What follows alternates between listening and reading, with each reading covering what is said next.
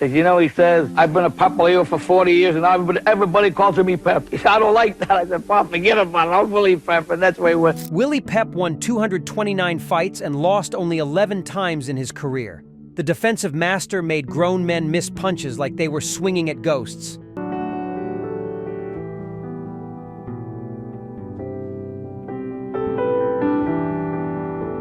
But here's the thing nobody talks about. Pep allegedly kept a secret list of his 10 favorite boxers that he refused to share publicly for decades. Pep would like another shot at champion Sandy Sadler early next year. Willie has looked extremely sharp in his last few fights.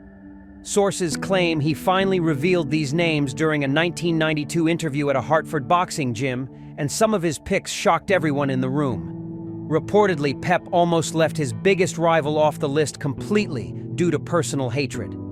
One trainer present that day said Pep's hands were shaking when he mentioned certain names. A sharp 10-round decision from Bobby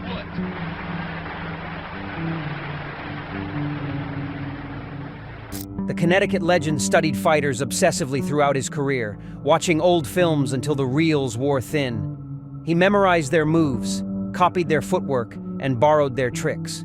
This countdown reveals the technical wizards, fierce enemies, and forgotten champions who shaped Willie Pep into boxing's greatest defensive fighter.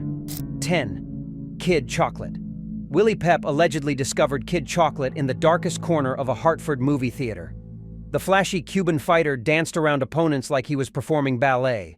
Pep was just a teenager when he watched Chocolate's fights on grainy newsreels, and sources claim he tried copying every move the next day in the gym. His trainer Bill Gore reportedly slapped him upside the head and said, "You ain't Cuban, kid. Stop that fancy stuff." But Chocolate planted a seed in young Pep's mind. Defense could be entertaining. The Cuban legend would feint 5 times before throwing a single punch, driving opponents crazy. Pep later admitted he stole Chocolate's shoulder fake and made it his own signature move.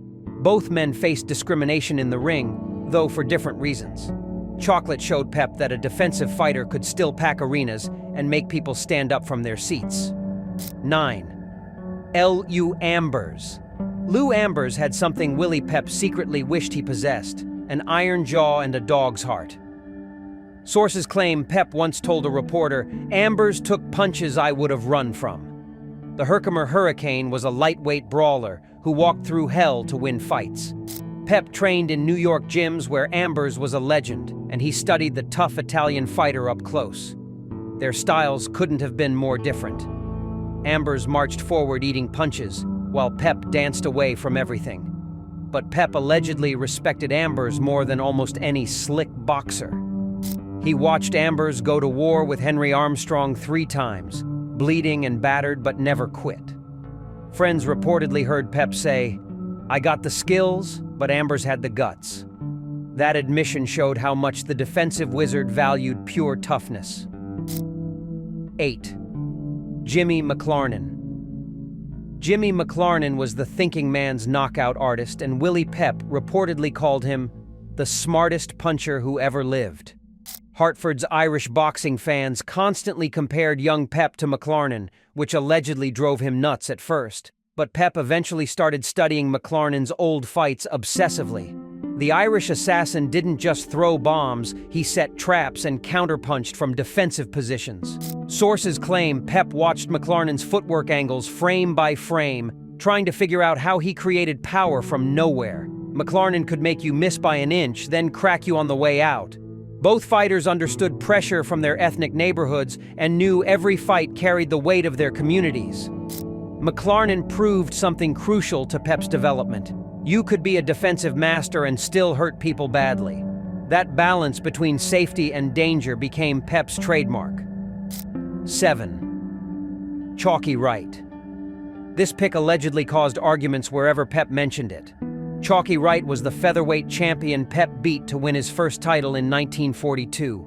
Sources claim Wright refused to speak to Pep for almost 5 years after that loss. But Pep always insisted Wright deserved respect and a spot on his list. Friends said Pep felt guilty about how he outclassed Wright that night, making the veteran look slow and old. The behind-the-scenes story gets interesting here. Wright reportedly gave Pep advice before their fight, thinking the young kid had no chance. Pep used every single tip against him. Wright's defensive techniques and ring generalship became the blueprint Pep followed to greatness. They eventually reconciled before Wright's death, and Pep allegedly cried at the funeral. Wright mattered because he showed Pep exactly what a featherweight champion should be. Then Pep took that knowledge and became something even better. 6. Ike Williams. Ike Williams and Willie Pep allegedly met in secret sparring sessions that nobody was supposed to know about. Sources claim both fighters shared a deep mistrust of promoters and managers who were robbing them blind. Williams was the lightweight king with devastating combination punching, but he could also box defensively when needed. Pep reportedly marveled at how Williams could switch from matador to assassin in seconds. The real connection went beyond boxing technique. These two allegedly discussed starting a fighters' union together to combat the mobsters controlling the sport. Williams felt exploited by the system, and Pep understood that pain completely. Friends said they'd meet at diners after midnight, talking about contracts and percentages instead of jabs and hooks. Williams taught Pep that politics mattered as much as talent in boxing. You could be the best fighter in the world and still die broke if you didn't protect yourself outside the ring. 5. Henry Armstrong. Henry Armstrong's inclusion shocked people because his style was the complete opposite of everything Willie Pep represented. Armstrong walked forward, throwing non-stop punches like a human windmill. Pep danced backward, making guys miss all night. Sources claim Armstrong once told young Pep, "You fight like you're scared," during a gym encounter, and Pep never forgot that insult. But instead of taking offense, Pep started studying Armstrong's relentless pressure. He wanted to understand how Armstrong's style worked so he could defend against aggressive fighters better. Pep allegedly trained briefly with one of Armstrong's old coaches to learn the secrets. What really amazed Pep was Armstrong holding 3 world titles simultaneously: featherweight, lightweight, and welterweight championships at the same time. Nobody had done that before or since. Armstrong showed Pep that heart and determination could overcome any stylistic disadvantage. That lesson stayed with Pep through 4 brutal fights with Sandy Sadler. 4. Barney Ross. Barney Ross was Willie Pep's definition of the complete package. Sources claim Pep called Ross the most well-rounded fighter he ever studied. Ross won titles in 3 different weight classes while maintaining his speed and technical skills. Pep allegedly wanted to follow Ross's path and move up to lightweight, but his management team refused to let him try. Both fighters shared stories about fighting through injuries and resisting fixed fight offers from mobsters. Ross came from Chicago's toughest neighborhoods and overcame his father's murder to become champion. Pep faced similar poverty and tragedy growing up in Hartford's immigrant community. They understood each other's struggles. What fascinated Pep most was how Ross moved up to welterweight and still outboxed bigger, stronger men. Technique and intelligence beat size every time. Ross proved that technical fighters could succeed at higher weights, and Pep spent years wishing he'd gotten the chance to prove the same thing. 3. Sandy Sadler. Sandy Sadler on Willie Pep's favorite list caused the biggest controversy. Their 4-fight rivalry was brutal, bloody, and allegedly filled with dirty tactics from both sides. Sadler beat Pep 3 times and nearly ended his career. Sources claim people asked Pep, "How can you put him on this list after what he did to you?" But Pep's answer was always the same: "Sadler made me better than I ever would have been." The truth is, Pep studied Sadler's fights more than any other boxer. He watched their wars over and over, looking for answers he never quite found.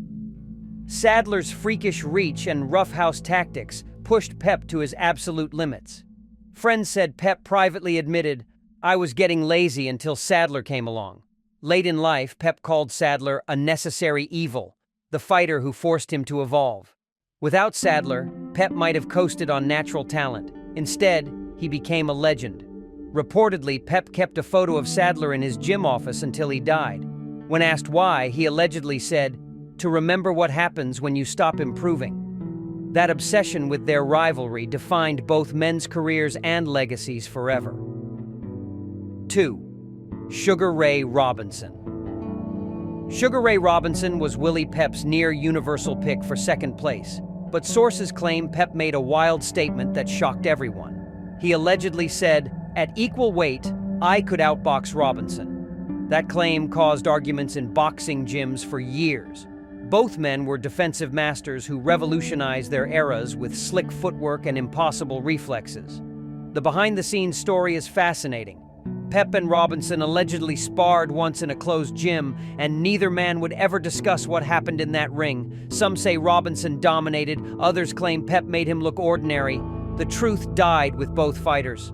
What's clear is Pep watched Robinson obsessively, studying his footwork patterns until he could predict every step. Robinson fought bigger men and still made them look foolish. He was the standard by which Pep measured his own greatness, the ruler against which every defensive fighter was judged. Friends claimed Pep would wake up at night thinking about Robinson's combinations. He reportedly told his wife, "Ray does things I dream about doing." That level of respect from a master showed Robinson's true genius. 1. Benny Leonard. Benny Leonard topped Willie Pep's list, and this surprised nobody who knew Pep well. Leonard was the lightweight legend from the 1920s who died before Pep reached his prime. Sources claim Pep watched Leonard's old films until the actual reels wore out and snapped. He could recreate Leonard's fights round by round from memory, describing every feint and pivot. Leonard's old trainer once watched Pep work and allegedly said, "You fight like Benny's ghost came back." That comparison meant everything to Pep. Both came from Jewish and Italian neighborhoods where boxing was survival. Both were defensive wizards who made fighting look like chess. Leonard was the blueprint, the template, the original master. Everything Pep became in the ring, the footwork, the feints, the defensive genius, came from studying Benny Leonard's legacy. Pep once said, "I spent my whole career trying to be as good as Benny was." That humility from a 229 fight winner shows how much Leonard meant. Reportedly, Pep visited Leonard's grave every year on the anniversary of his death. He'd allegedly stand there for hours, talking to the headstone about his recent fights and asking for guidance from beyond. Which Willie Pep pick shocked you most? Did Sandy Sadler really belong on this list despite their brutal rivalry? Drop your thoughts in the comments below and let us know who you think Pep should have included. Smash that like button and subscribe for more boxing history deep dives.